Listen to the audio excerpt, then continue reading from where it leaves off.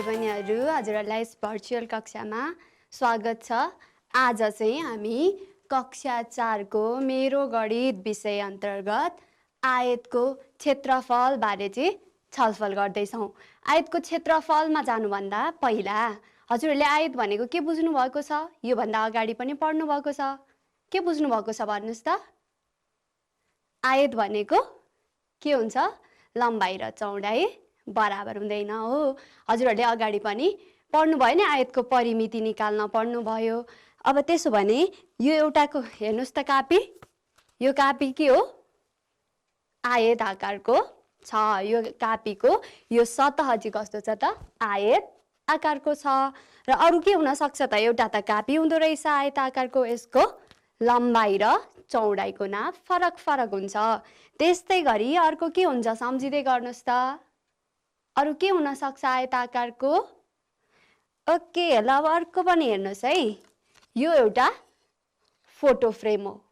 Photo frame हजुरहरूको घरमा पनि होला यस्तै फोटो फ्रेमहरू।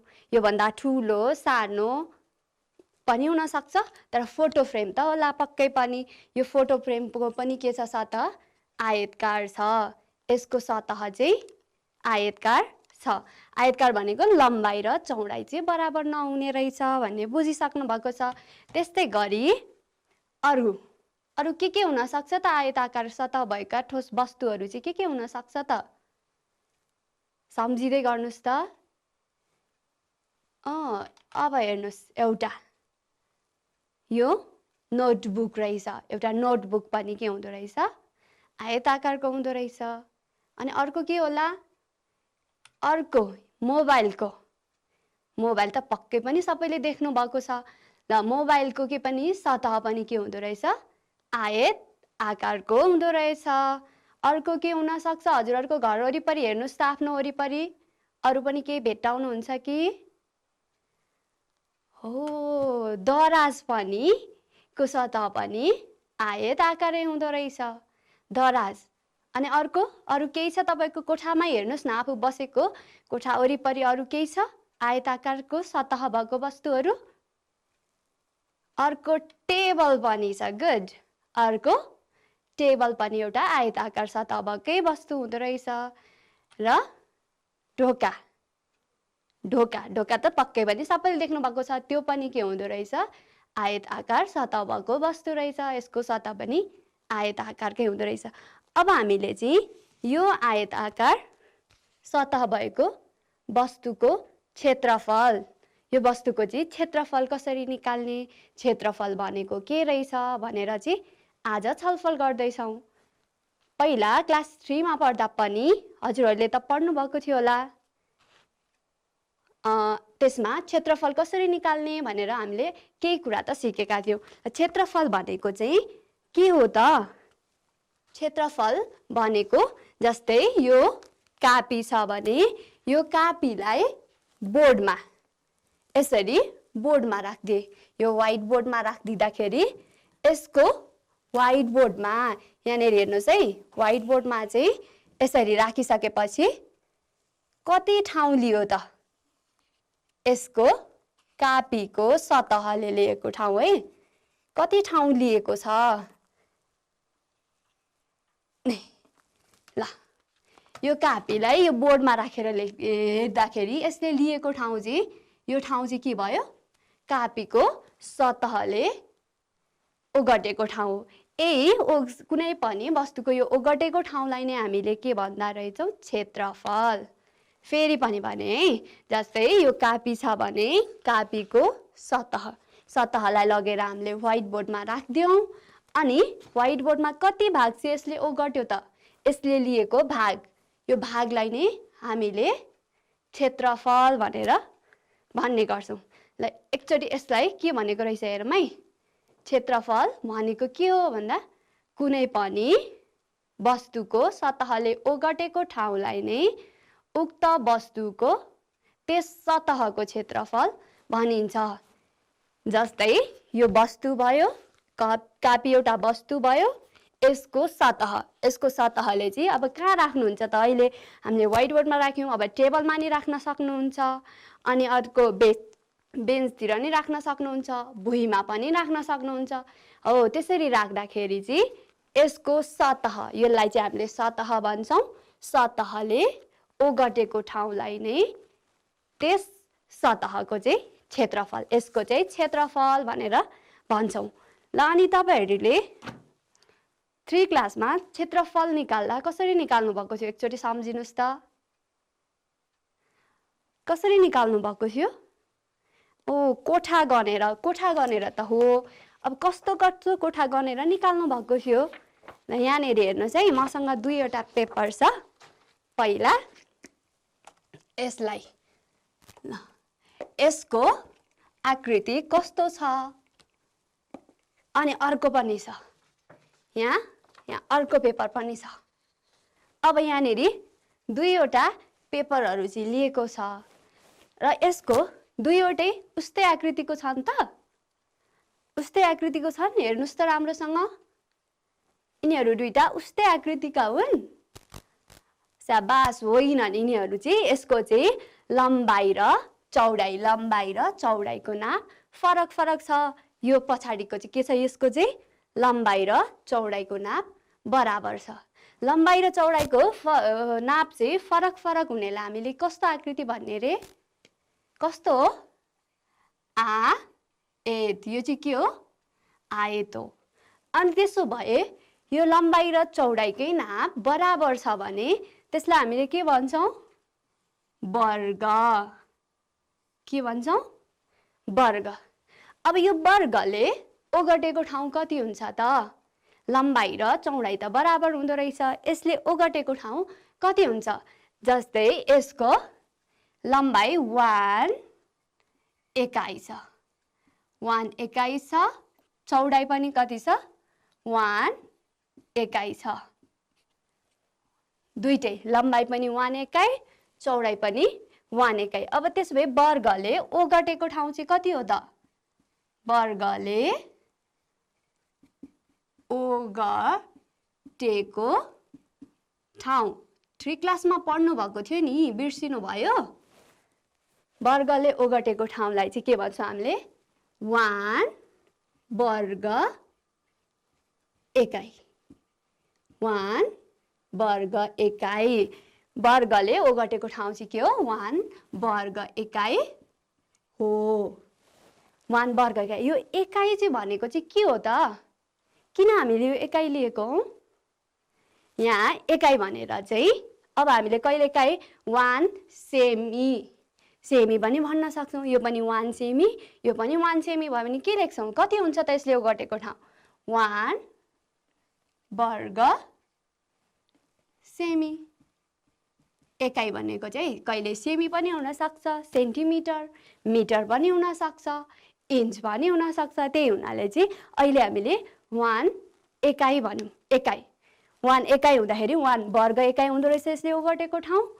अनि त्यसपछि 1 सेमी थियो भने 1 वर्ग सेमी, 1 मिटर थियो भने 1 वर्ग मिटर चाहिँ यसले ओगटेको ठाउँ हुन्छ। ल त्यसो भए पहिला गरेकै एउटा हामीले कोठा गर्ने गरेका थियौँ। ल त्यसैलाई नै हेरौँ है त। अब फेरि पहिला कोठा गरेर 3 क्लासमा गरेको जस्तै गरी यो पनि कोठा गनेर यसको क्षेत्रफल कति हुँदो रहेछ? यसले क्षेत्रफल भनेको त ओगटेको ठाउँ हो। कति हुँदो रहेछ त यसले ओगटेको ठाउँ भनेर चाहिँ निकालौँ है। ल सबैले देख्नुभयो? अब हामी यसको क्षेत्रफल निकाल्दैछौँ। पहिला हामीले 3 क्लासमा पढेका थियौँ नि, कोठाहरू गनेर। यहाँ पनि कोठा कोठा बनेको छ। अब यो कोठा गरेर चाहिँ क्षेत्रफल निकाल्दैछौँ। यसको एउटा कोठाको चाहिँ, यहाँको एउटा कोठाकोले ओगटेको ठाउँ भनेको 1 वर्ग सेमी छ है। एउटा कोठाले चाहिँ ओगटेको ठाउँ चाहिँ कति छ अरे? 1 वर्ग सेमी। एउटा मात्र, फेरि सबै भनेको होइन, यहाँ एउटा कोठाले ओगटेको ठाउँ चाहिँ 1 वर्ग सेमी छ। त्यसो भने यहाँ जम्मा कतिवटा कोठा छ त? जम्मा कोठाहरू कतिवटा कोठाहरू छ गर्नुस् त? यहाँ कतिवटा कोठाहरू छन्? यहाँ 1 2 3 4 5 6 कतिवटा कोठाहरू रहेछन् 6 वटा त्यसो भए यहाँ जम्मा 6 वटा कोठा रहेछन् अब त्यसो भए हामीले अब यसको क्षेत्रफल कति भन्ने त एउटा कोठाको त 1 वर्ग सेमी छ जम्मा कोठाहरू 6 वटा छ भने यसको क्षेत्रफल कति हुन्छ यसको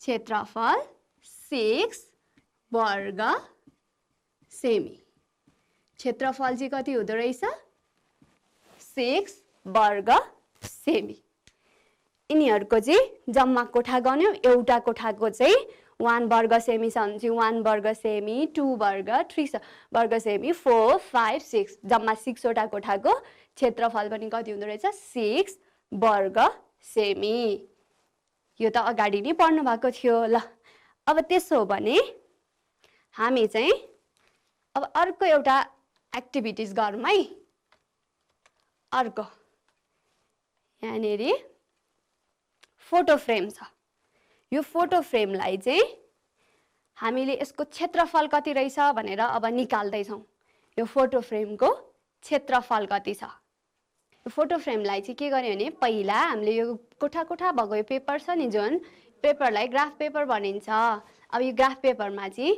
फोटोलाई राख्दिए फोटोलाई चाहिँ ग्राफ पेपरमा राखे अब यो फोटो फ्रेम कस्तो आकारको छ त यो फोटो फ्रेम कस्तो आकारको छ यो यसको चाहिँ यो भुजा यतापट्टिको साइड र यो साइड चाहिँ बराबर छ त्यस्तै गरी यो साइड र यो साइड पनि बराबर छ अनि यो दुईवटा साइडहरु यहाँ जोडिदाखेरि चाहिँ कति डिग्रीको भने 90 डिग्रीको एंगल बनिरहेको छ त्यसैले यसलाई हामी के भन्छौं आयताकार यसको सतह चाहिँ कस्तो छ आयताकार छ किन रे यसको यो भुजा र त्यो भन्दा अगाडिपट्टिको सम्मुख भुजा चाहिँ के छ बराबर छ त्यस्तै गरी यताको भुजा र यताको भुजा पनि बराबर छ र यहाँ बनेको कोण 90 डिग्रीको छ अब यो आयताकार सतह भएको फोटो फ्रेमको क्षेत्रफल निकाल्दै छौं त्यसको लागि भाइ बहिनीहरुले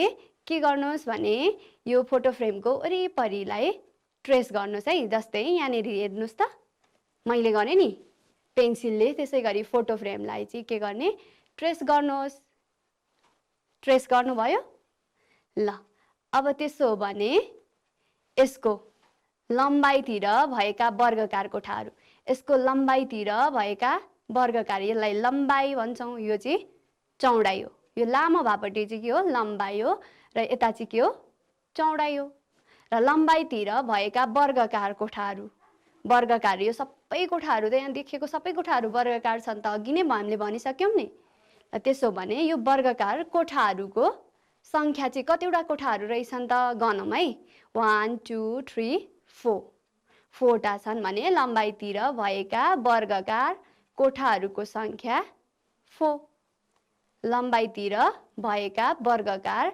कोठाहरूको संख्या कति भयो 4टा अब चौडाइतिरको पनि यो छोटो भएकोतिर चाहिँ हामीले के भन्ने रे चौडाइ र चौडाइतिर भएका वर्गकार कोठाहरू कतिवटा वर्गकार कोठा छन् गन्नुस् त शाबास 3 वटा छ 1 2 3 वटा छ त्यसो भने चौडाइतिर भएका वर्गकार कोठाहरूको संख्या चाहिँ कति हो 3 हो चौडाइतिर भएका वर्गकार कोठाहरूको संख्या चाहिँ कतिवटा रहेछ 3 वटा रहेछ त्यसो भने यो फोटो फ्रेमले ओगटेको ठाउँमा जुन हामीले यो ट्रेस गरेर राखेका छौं यो सबैमा चाहिँ कतिवटा वर्गकार कोठाहरू छन् होला त कतिवटा वर्गकार कोठाहरू छन् होला ल हामी त्यो निकालौं है हामीले अघिनीको जसरी 1 2 3 4 गर्दै गन्दैनौं अब चाहिँ हामी के गर्छौं भने लम्बाइतिर भएका वर्गकार कोठाहरूको संख्या र चौडाइतिर भएका वर्गकार कोठाहरूको संख्यालाई चाहिँ गुणान गर्छौं र त्यसबाट आउने गुणनफलै के हुन्छ जम्मा कोठाहरूको संख्या ल के गर्छौं रे लम्बाइतिर भएका वर्गकार कोठाहरूको संख्या र चौडाइतिर भएका वर्गकार कोठाहरूको संख्या गुणान गर्छौं र आएको गुणनफलै के हो त्यहाँ भएको सबै जम्मा वर्गकार कोठाहरूको संख्या हो त्यसो भए आयतभित्र, यो आयत हो किन हो भनेर त अघि हामीले भनिसक्यौँ। ल त्यसो भए आयतभित्र बनेका एकाइ वर्गहरूको जम्मा सङ्ख्या 4 गुणन 3, 4 गुणन 3, 4 3 जा 12, जम्मा कतिवटा छ अरे 12 वटा हो। केही न एकचोटि फेरि गनेर हेरौँ न त। 1 2 3 4 5 6 7 8 9 10 11 12, जम्मा कतिवटा रहेछ 12 वटा। अब हामीले के भन्न सक्छौँ, यो फोटो फ्रेमको क्षेत्रफल 12 वर्ग एकाइ हो। 12 वटा जम्मा कोठा 12 वटा छ भने के भन्न सक्यौँ, फ्रेमको चाहिँ क्षेत्रफल चाहिँ के हो 12 वर्ग एकाइ हो। यसको क्षेत्रफल 12 वर्ग एकाइ हुँदो रहेछ। के गरी निकाल्यौँ हामीले, पहिला के गरेका थियौँ, लम्बाइतिर भएका वर्गाकार कोठाहरूको सङ्ख्या गन्यौँ स्याबास, अनि चौडाइतिर भएका पनि गन्यौँ। त्यसपछि के गर्यौँ, जम्मा कोठा हामी गनेर बसेनौँ, के गर्यौँ, लम्बाइतिर भएका वर्गाकार कोठाहरूको सङ्ख्या र चौडाइतिर भएका वर्गाकार कोठाहरूको सङ्ख्या चाहिँ गुणान गरिदियौँ। आउने गुणानफलै के हुँदो रहेछ, जम्मा कोठाहरूको सङ्ख्या हुँदो रहेछ।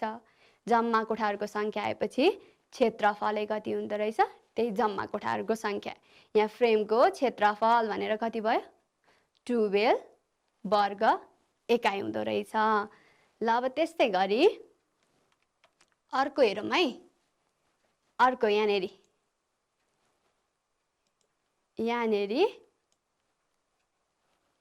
यसलाई चाहिँ ल हेर्नुहोस् त, यहाँ पनि एउटा अहिलेको जस्तै गरी फ्रेम चाहिँ होइन, यहाँ चाहिँ ट्रेस गरेर बनाइसकेको। यो कस्तो खालको आकृति छ, यो आयत हो। यो के हो, आयत हो। किन हो रे भाइ बहिनीहरू, यिनीहरूको के हुन्छ, सम्मुख भुजा भनेको अगाडिको यसको सम्मुख भुजाहरू के छ बराबर छ। यसको सम्मुख भुजा योसँग बराबर छ। यो दुईवटा भुजाहरू बराबर छन् र यहाँ बन्ने कोण पनि कति डिग्रीको हुन्छ रे 90 डिग्रीको हुन्छ। त्यसो भने यो एउटा के रहेछ, आयत रहेछ। यसको हामी अब क्षेत्रफल निकाल्दैछौँ। अघि गरेको काम सम्झिनुस् त, के गरेका थियौँ,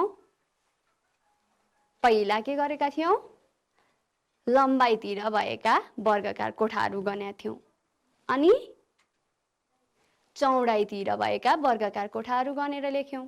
त्यसपछि के गर्यौँ, त्यसपछि हामीले सबै कोठाहरू गनेको हो होइन, हामीले के गरेको, लम्बाइतिर भएको कोठा र चौडाइतिर भएको कोठालाई के गर्यौँ, गुणान गर्यौँ। आएको गुणानफलै के हुँदो रहेछ, जम्मा कोठाहरूको सङ्ख्या हुँदो रहेछ।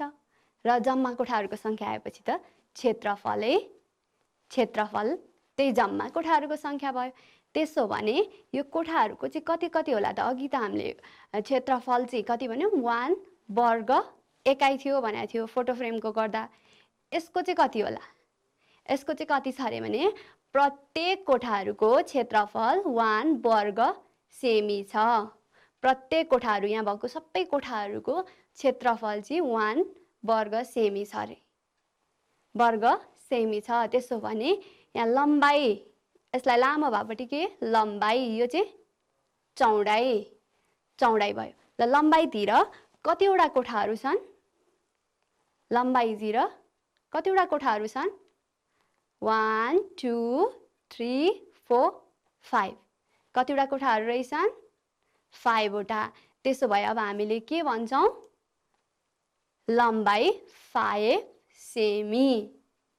लम्बाइ चाहिँ कति हुँदो रहेछ, यहाँबाट यहाँ पुग्दा 1 2 3 4 5 वटा कोठा छ भने कति भयो 5 सेमी। र त्यस्तै गरी अब चौडाइतिर कतिवटा कोठाहरू छन्, चौडाइतिर कतिवटा कोठाहरू छन्, स्याबास 2 वटा कोठाहरू छन्। त्यसो भए अब हामीले के लेख्छौँ त, चौडाइ चाहिँ कति छ 2 सेमी, 2 सेमी। अब हामी के गर्ने हो, अब फेरि हामी यो प्रत्येक कोठाहरू गनेर बस्ने हो त होइन, के गर्ने हो त, लम्बाइ र चौडाइलाई गुणान गरिदिने, लम्बाइ र चौडाइलाई गुणान गरिदिने।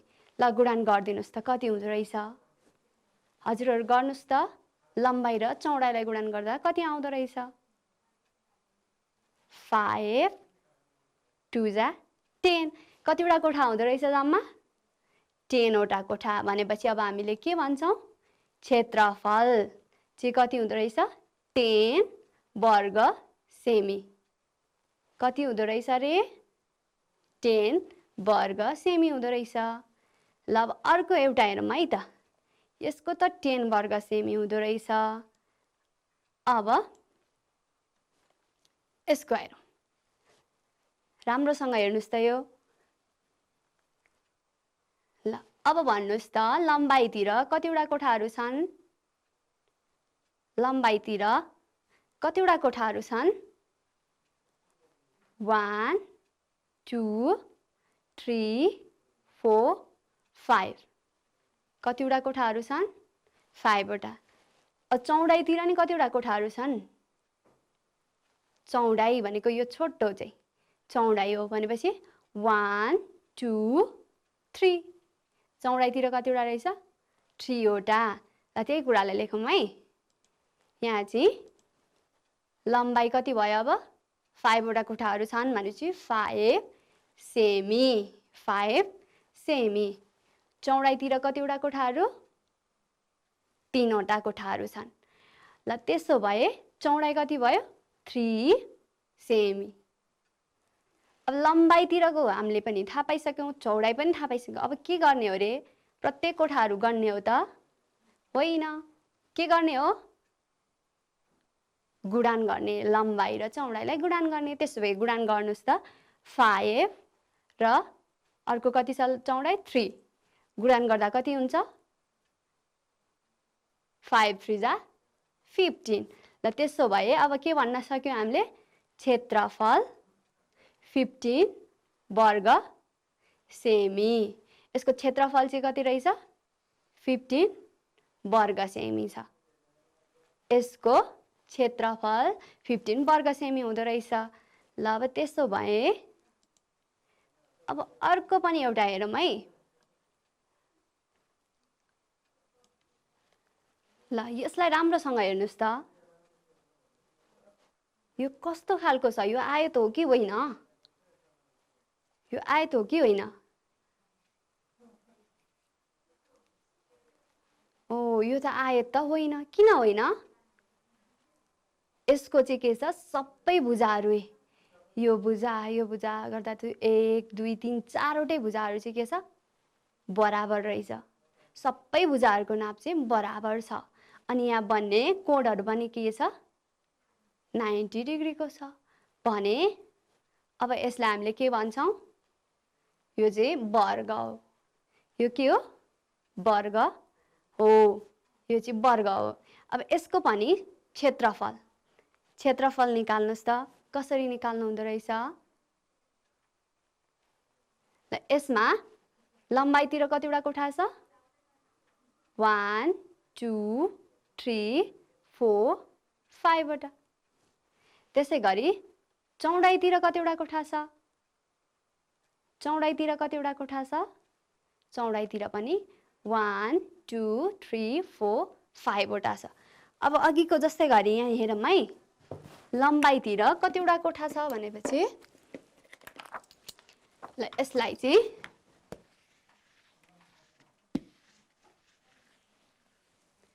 ल लम्बाइतिर गर्नुभयो नि हजुरहरूले लम्बाइमा कतिवटा कोठा थियो भाइ बहिनीहरू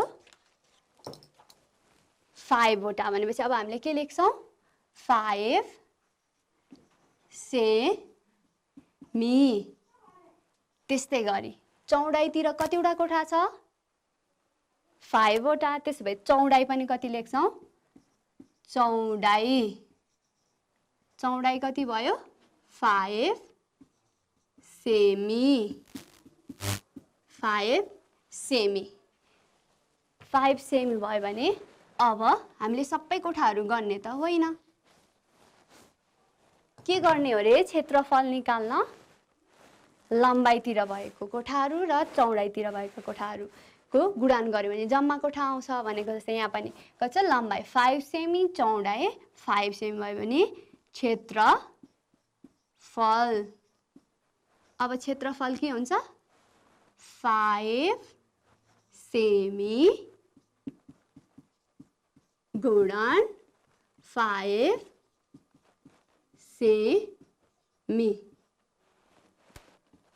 अब 5 जा कति हो 5 जा 25 वर्ग